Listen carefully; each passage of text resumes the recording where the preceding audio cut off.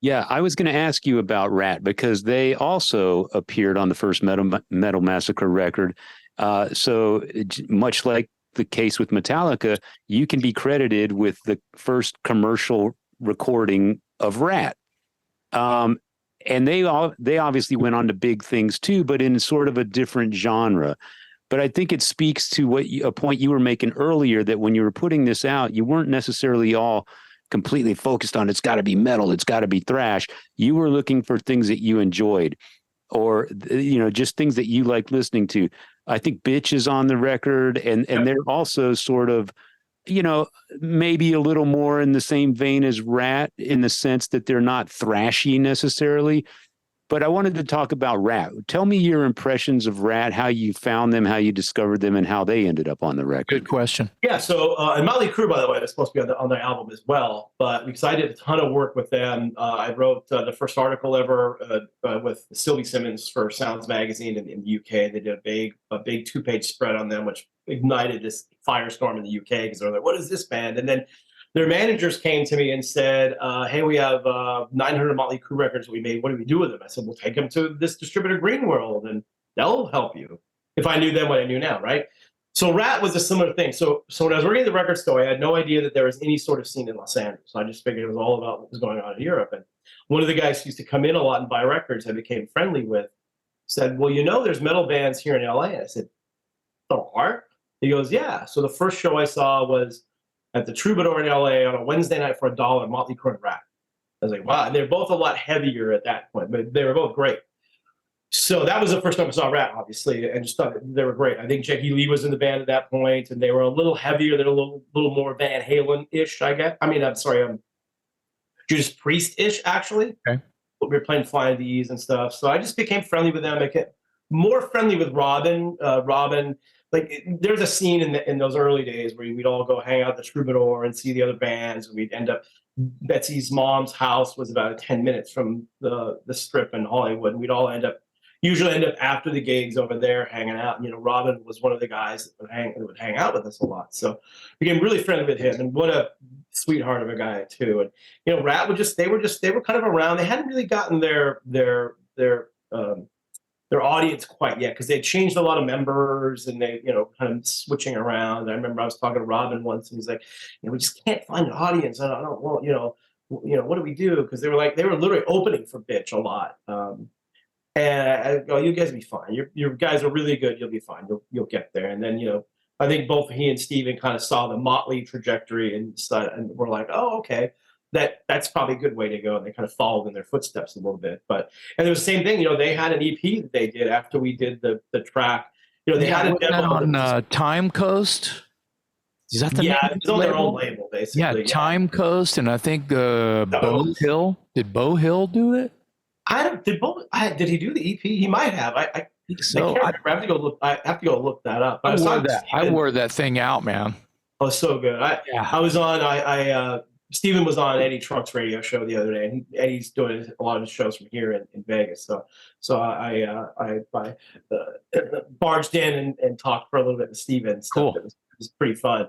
But they, but I really like the band. And look, in all honesty, I needed bands for the record. That's why there's 2 Malice tracks on there, because Motley was originally going to be on there, and then they fell off because they were already becoming something. They didn't really need to be on there, so it made sense. So Malice had a bunch of good stuff. They said, "Well, we'll just put an extra Malice song on there." But yeah, Ratt was always really good, and I was, obviously, LA was such an interesting time back then because we're all kind of in the same scene, and there was not only about Bitch and Savage Grace and Steeler and all these bands in LA, Omen and then Armored Saint, and but it was interesting because there was and obviously Metallica and Slayer as well.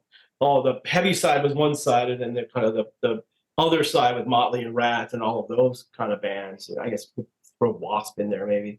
But it was a really incredible time in LA because you had these 2 separate scenes that were happening, and it was just, it was super exciting just for me. I was lucky to be, really lucky to be in the right place at the right time in LA in the early 80s. Yeah.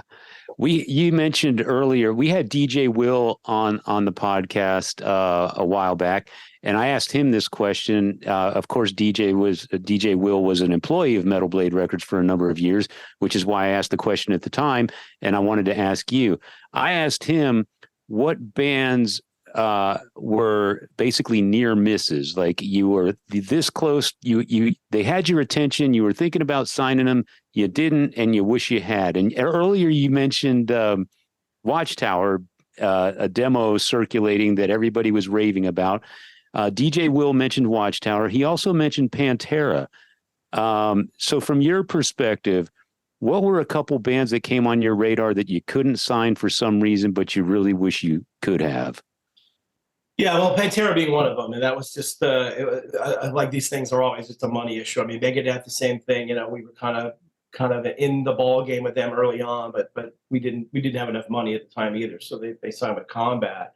But there's some interesting ones, like for example, Metal Church. Like I was friends with Kurt Venner from Metal Church for a long time. In fact, they were also almost going to be on the first Metal Massacre album as well. We eventually got them on Metal Massacre 5, but what I explained to everybody back then was, you know, why didn't you sign Anthrax? Why didn't you sign, you know, Metal Church? Well, no faxes, no internet, no nothing in the early 80s, right? And a phone call, like an hour-long phone call from Los Angeles to Seattle might be $100, and from New York to LA might be $100. Like it was not cheap. So if you were signing a band from some other place, like you had to, you know, call them at night and, you know, do these different things because it was just really hard to do. So, you know, Metal Church would have been one band I've always loved, and it would have been great on the label. Probably the biggest one was Guns N' Roses. So they were playing around LA, and I was friends with their manager. I was good friends with the guy who engineered their demo, all this stuff. And they kept saying, "Oh, come on, you got to come see them. You got to come see them. They're great. They're great." And other friends were telling me the same thing. No, I don't. I was never a fan of glam. Don't like that whole scene. I don't. I'm not gonna go. You can ask me 100 times. I'm not gonna go. So I never went. I mean, not that we put out that maybe we could have put out the Uzi Suicide EP thing that they put out before Appetite, but I never even listened to that.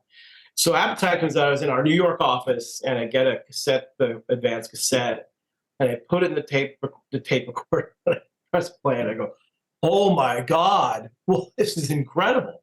So we actually ended up doing a lot of marketing promotion for them. We did stuff for Alice in Chains, Smashing Pumpkins, Soundgarden, Fade No More. Like we did all the underground marketing, all of the college radio, and you know, underground fans and stuff. We did all the marketing because the labels had no idea what to do about any of that stuff. So we did it.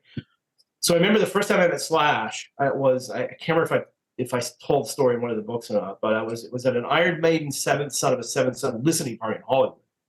I'd never met him before, and somebody said, "Hey, you know, Slash is around here." I go, "Oh, I'd love to say hi." And he started talking. You know, he came over, started talking, and we started drinking. You know, so towards the end of the evening, we both had, you know, quite a few Jack and Cokes or shots of Jack or whatever it was at the time. And he finally goes, "He's like, how come you never came to see us?" And I go, "I thought you guys were a glam band, and I wasn't into it." He's like, "I hate that people thought that." And I go, "Yeah, me too." So, not again, who knows? You know, I can relate. Yeah, that's interesting because you kind of you did take a liking to Ratt, and you know, there's people could argue that, you know, obviously they became very glammy. I don't know what they were looking like. It was this, yeah. The Ratt of the early and the Motley too of the early '80s was not nearly where. In fact, the first time I saw Molly with her hair all freaked out was on the back of Too Fast for Love. I was like, I've never seen that before. Right. They were just interesting. Like, you know, they were kind of they're both bands were pretty heavy, and they just went in that direction. And then, you know, Poison, who I don't like at all. Sorry. Oh, that's fair. Up the ante for that scene. It's not my scene. But that's kind of my point. It's like, you know, Ratt and Motley were kind of dirtier and a little more street at that point. And if ever there was a band that was dirty and street, it was Guns N' Roses, not glam. Not yeah, but again, I had no idea. I just saw the flyers, and the flyers, they were all kind of glammed out. I think they're just doing it because that was the scene in Hollywood at that time. Yeah, like, they're all glammed out. I'd have no interest.